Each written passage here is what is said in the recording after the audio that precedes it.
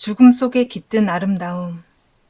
시간의 작은 조각들이 자연에 순응하며 흘러가면 마치 잘 익은 올리브 한 알이 땅에 떨어지는 것처럼 우리의 마지막 안식처가 우아하게 다가온다. 이 모든 생명을 기른 대지를 찬미하러 우리를 키워준 나무들에게 감사하라. 아우렐리우스의 글은 예술가처럼 아름다운 동시에 비범한 통찰력을 보여준다. 그는 인생의 마지막을 나무에서 떨어지는 잘 익은 과일처럼 보고 있다. 어떤 시는 삶의 마지막을 이렇게 묘사하기도 했다.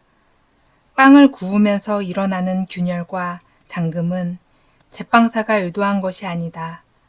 하지만 사람들의 눈을 사로잡고 식욕을 휘젓는다.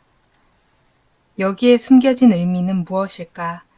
다른 사람들은 볼 수 없는 것을 볼 수 있다는 것. 모두가 간과하고 넘어가는 것에 축복과 조화가 숨어 있다는 의미이다.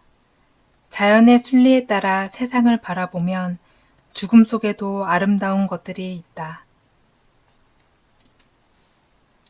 선택이 운명을 결정한다. 시상대와 감옥은 전혀 다른 곳이다.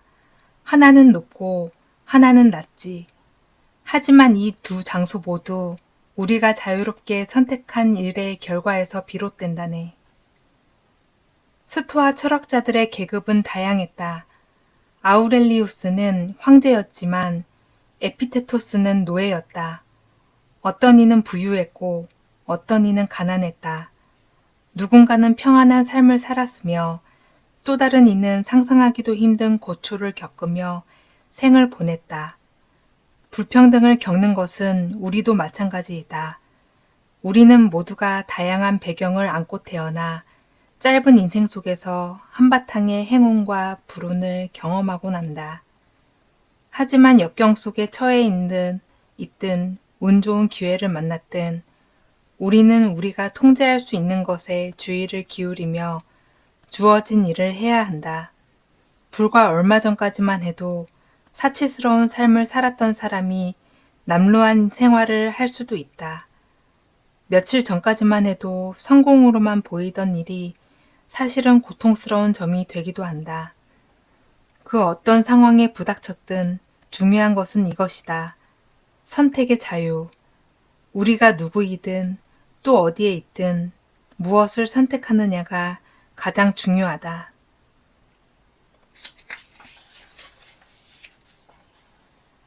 과거는 과거일 뿐이다. 사고의 심지를 자르지 않는 한 우리의 도덕적 원칙은 소멸할 수 없다. 우리가 가진 어떠한 권한으론 새로운 불꽃이 지속으로 피어오르려고 한다. 다시 인생을 시작하는 것도 가능하다. 예전에 했던 것처럼 세상을 다시 바라보라. 이를 통해 새로운 삶이 다시 시작된다. 지난 몇 주 동안 일이 잘 풀리지 않았는가? 당신이 굳건히 지켜오던 도덕적 원칙과 신념이 흐드러지는 일을 겪었는가? 걱정하지 말라. 모두에게 일어날 수 있는 일이다.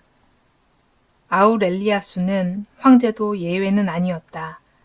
그가 자신을 향해 휘갈겨 쓴 노트를 보면 알 수 있다. 아마도 상대하기 까다로운 상대 의원들에 있었던 모양이다. 그리고 말썽꾸러기 아들이 가져다 준 걱정거리도 있었다. 쓰여있는 내용대로라면 그는 이성을 잃었다. 그리고 우울해졌으며 자신을 통제하지 못했다.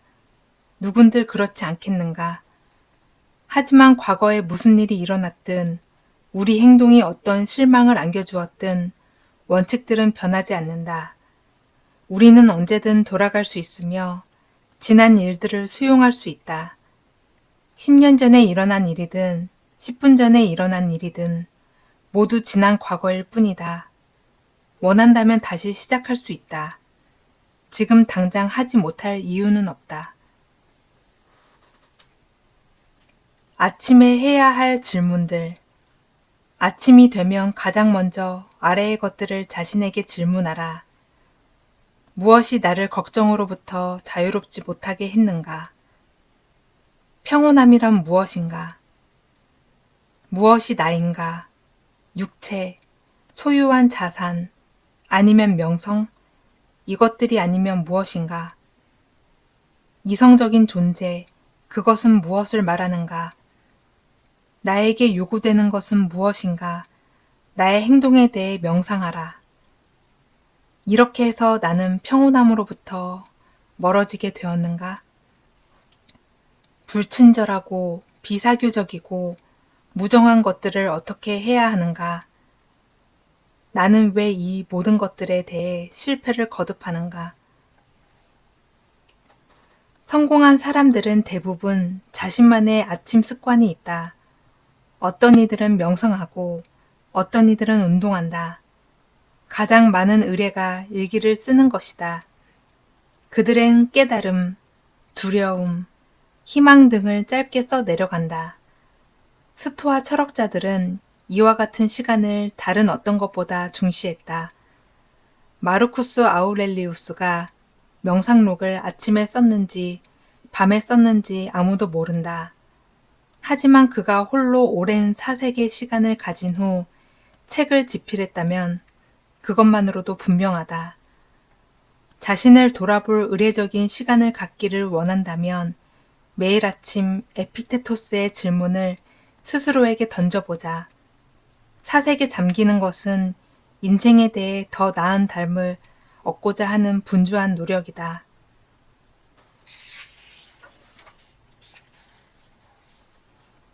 망각과 태만에 맞서는 글쓰기. 스스로를 돌아보기 위해 끊임없이 노력해야 하네. 하루를 반성하는 시간만큼 유용한 시간은 없다네. 인간을 사악함으로 몰아가는 것은 우리 대부분이 스스로 반성하지 않는 데서 비롯된다네. 무엇을 할 것인가에 대해 사색하게. 하지만 우리의 미래, 계획은 여전히 과거로부터 물려받았다는 것도 잊지 않기를 바라네. 세네카는 하루를 마무리하며 스스로를 향해 다양한 질문을 던졌다. 오늘 내가 자제한 나쁜 습관은 무엇인가? 어떻게 해야 삶이 더 나아질 수 있는가? 지금 내 행동은 선한 것인가? 어떻게 스스로를 발전할 것인가? 스토아 철학자들은 하루의 시작과 끝에 자신의 저작을 보며 자신을 돌아보았다. 자신이 한 일, 자신이 생각했던 것, 개선할 수 있는 것 등. 마르쿠스 아우렐리우스의 명상록이 다소 난해한 이유도 바로 이 때문이다. 그는 개인적인 명료함을 얻기 위해 책을 집필했을 뿐만 아니라 일반 대중을 위해 쓰지 않았다. 스토아 철학자들에게 쓰는 행위는 수행의 또 다른 형태였으며 신에게 올리는 기도와 찬송이었다. 자신만을 위한 저작 활동을 하자. 전날의 사건을 의식적으로 회상하는 시간을 꾸준히 가져보자. 스스로 내린 평가에 위축되지 말자. 오늘 하루 자신의 행복을 위해 무엇을 했는지, 행복과 얼마나 먼 행동을 했는지 적어보자. 그렇게 함으로써 우리는 망각과 태만에 맞설 수 있다. 돈은 삶을 아주 조금 바꿀 뿐이다. 진짜 부자들도 무시하도록 하세요. 그들조차 가난하게 보일 때가 있습니다. 멀리 여행을 갈 때는 그들도 자신의 짐꾸러미에 제한을 받습니다. 긴급한 상황이 발생하면 자신의 수행을 해고해야 하죠. 군에 입대할 때 들고 갈 수 있는 재산은 또 얼마나 되겠습니까?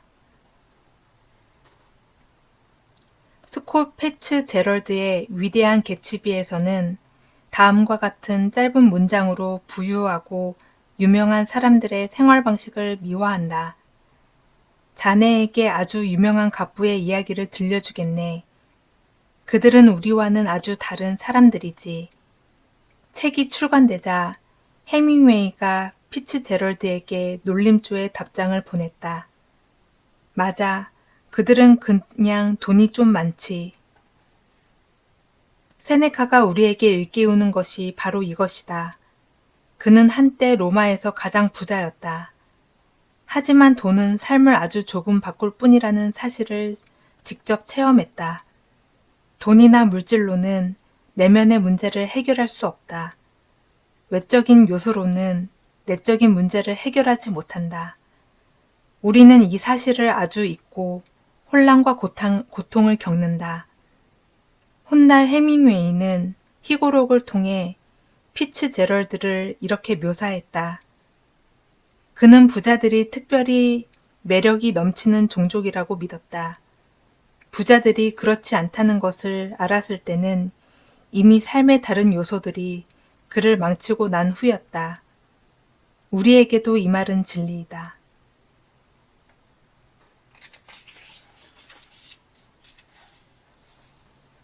안다는 것의 의미. 나는 루스티쿠스에게서 주의 깊게 감동을 받았다. 노력해야 하며 대충 이해한 것으로는 만족하지 말라고 배웠다. 그리고 많은 것을 알고 있는 사람이라고 할지라도 그에게 너무 쉽게 설득당하지 않도록 끊임없이 경계하라는 가르침도 받았다. 아우렐리우스의 스승인 콘티스 유니우스 루스타쿠스는 무언가를 배울 때 겉으로 보이는 지식 습득에만 머물지 말고 깊은 이해와 명료성을 탐구하도록 아우렐리우스를 가르쳤다. 어느 날 루스타쿠스는 아우렐리우스에게 에피테토스의 강의로 사본을 빌려주었다. 아우렐리우스는 스승이 추천했다는 이유만으로 에피테토스의 가르침을 받아들였던 것은 아니다. 하지만 에피테토스의 저작에 몰두하여 그의 가치를 스스로 검증하고 나자 아우렐리우스는 에피테토스에게 흠뻑 빠져들었다. 그리고 에피테토스의 글은 아우렐리우스의 평생을 거쳐 인용했던 지혜의 자산이 되었다. 아우렐리우스는 황제로서 권력의 최정상에 있을 때에도 에피테토스가 남긴 유산을 탐구하고자 하는 열정을 잃지 않았다. 깊이 읽고 이해한다는 것은 이와 같다. 진정한 경제적 자유란 무엇인가? 무엇이 찬양받아야 하는가? 내 생각으로는 우리 자신의 욕망에 부응하는 행동을 하지 않는 것이 되어야 한다. 교육이 열성적으로 가르쳐야 하는 것은 모두 이것이다. 이것이야말로 찬양받아야 한다. 하지만 대중의 칭송은 단지 허물에서 나오는 것일 뿐이다. 만약 대중의 칭송을 계속 받으려 한다면 우리는 정작 인간의 본성에 유익한 것을 얻으려는 시도를 하지 않게 될 것이다.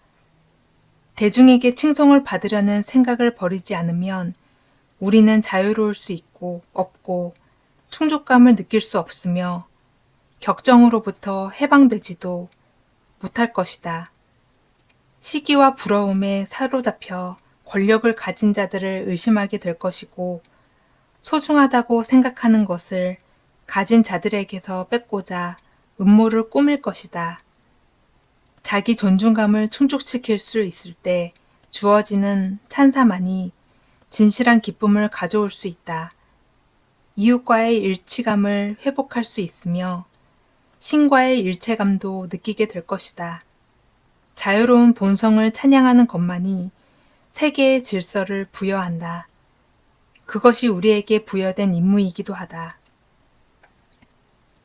워렌 버펫이 소유한 자산의 가치는 대략 65조 달러이다.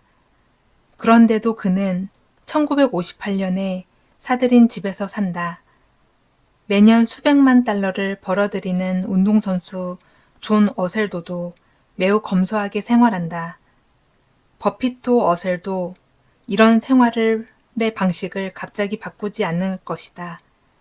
이들에게는 금전적인 문제란 대수롭지 않은 것이기 때문이다. 생활 방식은 가치관을 반영한다. 더 많이 갖고자 열망하고 더 많은 수입과 더 많은 성취를 갈망할수록 실제 삶을 즐길 가능성은 줄어든다. 이들은 검소한 생활이 가져다주는 자유의 의미를 누구보다 잘 알고 있는 사람들이다.